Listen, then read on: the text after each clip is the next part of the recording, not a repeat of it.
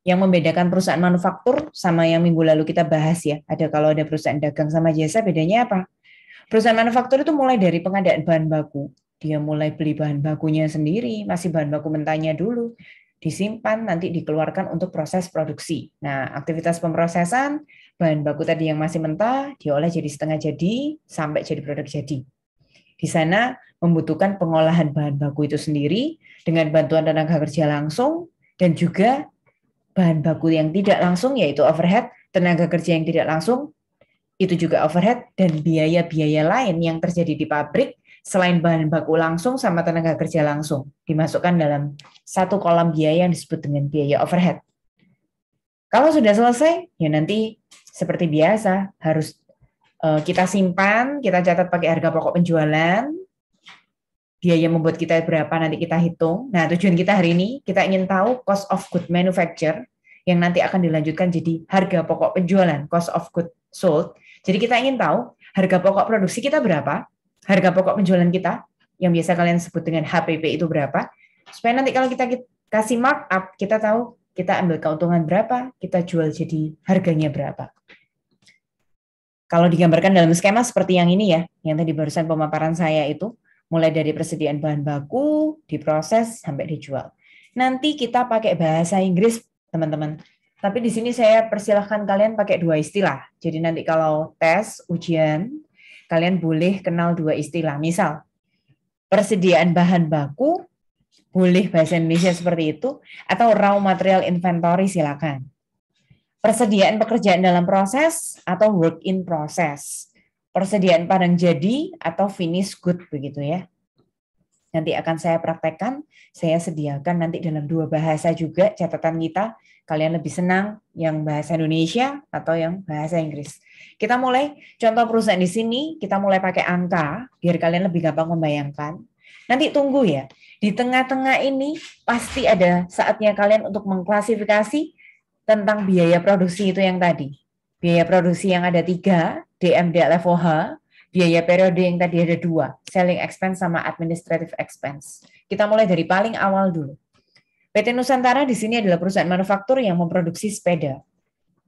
Diketahui ada bahan baku langsung atau raw material inventory 1 Januari 150 juta. Pembelian bahan bakunya 398 juta, ada biaya ongkir pembelian, biaya transportasi pembelian 2 juta. Bahan baku yang tersedia di akhir bulan 31 Januari adalah 50 juta. Langkah pertama, untuk membuat nanti laporan kita, laporan biaya kita yang pertama, namanya harga pokok produksi atau Statement of Cost of Good Manufacture, Statement of COGM. Kita kenali dulu dari jurnal awalnya dulu.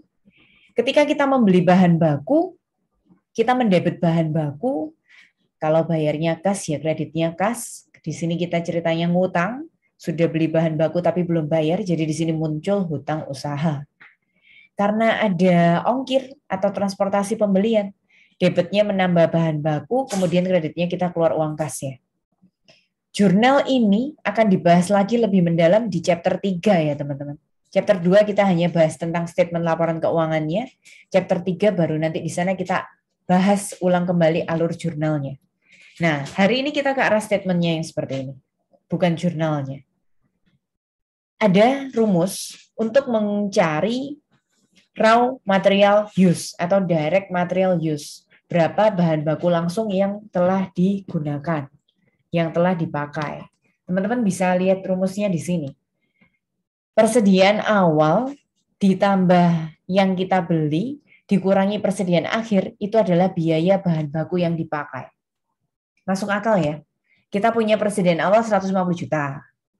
Lalu kita beli 400 juta. Berarti kita punya di gudang total 550 juta kan?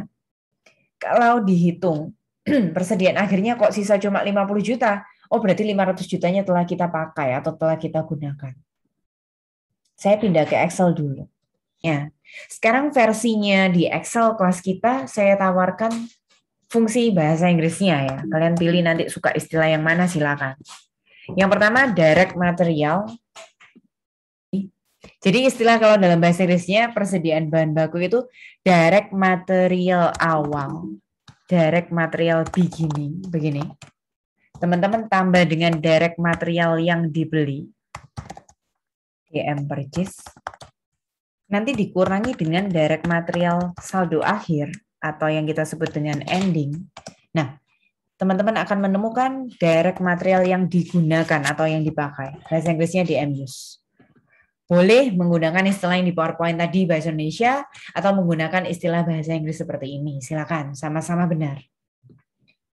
Kemudian, seperti waktu belajar pengantar akuntansi yang lalu, ketika kita bicara purchase ya, purchase itu masih belum net, masih belum bersih. Supaya purchase itu benar-benar bersih, apa saja yang ada di dalam purchase. Teman-teman ingat ya, ongkos kirim, freight in itu menambah nilai kos pembelian kita. Kalau ada retur, mengurangi. Kalau ada diskon, mengurangi kos pembelian kita. Seperti ini. Nah, ini kalau mau bahasa Inggrisnya, saya kembalikan ke PowerPoint. Ini kalau bahasa Indonesianya, teman-teman. Jadi, pembelian ditambah freight in, ongkos angkut pembelian, dikurangi purchase discount, dikurangi purchase return. Begitu ya. Kalau misalnya pembeliannya belum, yang di sini 400.000 bintangnya itu kebetulan sudah net. Tapi kalau belum net, itu yang harus kalian lakukan. Lanjut, aktivitas berikutnya. Kita sudah punya bahan baku, kemudian bahan baku yang kita beli tadi, ada yang 500.000-nya kita gunakan, kita pakai. Nah, jurnal untuk mencatat penggunaan atau pemakaian bahan baku, debitnya work in process, kreditnya raw material inventory.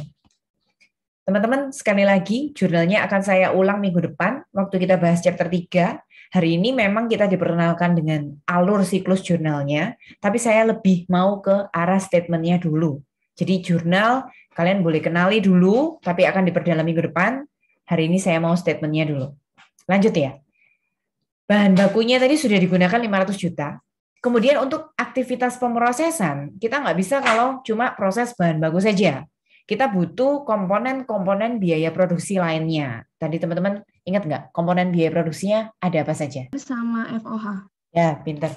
Jadi selain biaya produksi itu ada 3 ya. Selain bahan baku langsung yang barusan kita bahas tadi, DM use tadi, pemakaian bahan baku langsung, di dalam proses produksi itu juga membutuhkan direct labor, tenaga kerja langsung. Nah ini teman-teman, tenaga kerja langsungnya 750 juta, sama overhead. Overhead itu isinya apa saja? Macam-macam. Pokoknya selama di pabrik ya. Selain bahan baku langsung, selain tenaga kerja langsung, itu adalah overhead. Berarti kalau dijabarkan, ini kan overheadnya 400 juta. Tapi kalau mau detailnya, overhead itu berarti di dalamnya ada indirect material, bahan baku tidak langsung. Ada indirect labor, tenaga kerja tidak langsung. Kemudian ada depresiasi mesin pabrik, listriknya pabrik, gaji supervisornya pabrik, dan lain sebagainya, yang nanti akan kita bahas lebih dalam. Terus pekerjaan yang masih dalam proses, yang akhir belum selesai, itu 150 juta. Kalau kita detailin ke dalam jurnalnya, saya flashback dulu, ini adalah jurnal penggunaan bahan baku langsung, sekali lagi. Nah, ini adalah jurnal penggunaan tenaga kerja langsung, direct labor. Debitnya work in process, pekerjaan dalam proses, kreditnya salary expense, atau boleh factory labor, atau wages expense. Terus yang bawah itu jurnal pemakaian overhead, teman-teman. Debitnya work in process, kreditnya factory overhead.